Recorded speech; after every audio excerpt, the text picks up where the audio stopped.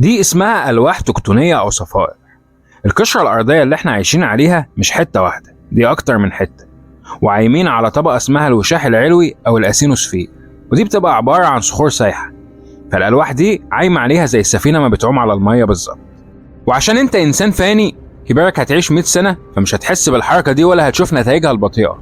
دي يا دوب بتتحرك سنتي ولا 2 كل سنة، ودول مش هتحس بيهم حتى لو راكب توك توك مش قارة عملاقة.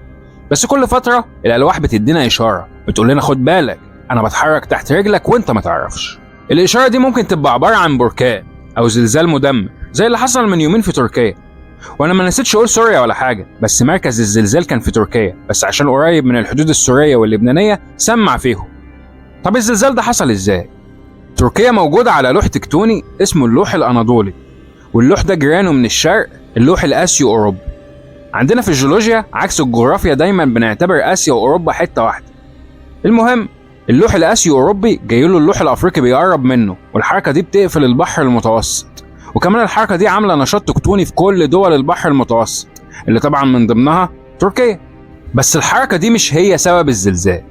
هي صحيح السبب في نشاط براكين البحر المتوسط زي سترومبولي وفيزوف وإتنا، بس بريئة من زلزال تركيا. اللي عمل زلزال تركيا حركة من نوع تاني.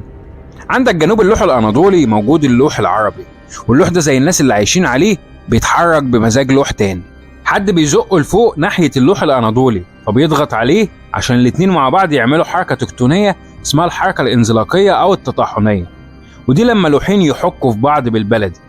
والحركة دي بتولد صدوع كبيرة في الأرض، بتولد زلازل عنيفة وبتيجي على غفلة. التنبؤ بالزلازل من الحاجات شبه المستحيلة، محدش يقدر يقول هيحصل زلزال امتى ولا فين. طيب مين بقى اللي زق اللوح العربي على اللوح الأناضولي عشان يعمل الحركة دي ويسبب الزلزال؟ ها؟ مين؟ مين؟ ما تتعرف مين اللي قتله؟ والله ما انا يا استاذ. اللوح الأفريقي هو اللي بيزق اللوح العربي. ده الصدع الأفريقي العظيم. شرق أفريقيا بيتقطع بسبب النشاط التكتوني اللي تحته. لو عايز تعرف أكتر عن الموضوع ده هسيب لك فيديو أفريقيا القارة اللي سابوها ومشوا في الديسكريبشن.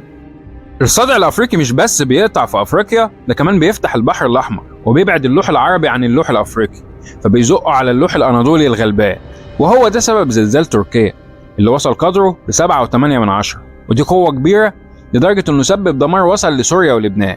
طبعا كان ليه توابع تانية، وطول ما الحركة دي مستمرة ده مش هيكون آخر زلزال. ربنا يرحم الضحايا ويصبر أهلهم ويشفي كمان كل من أصيب ويحمي الجميع.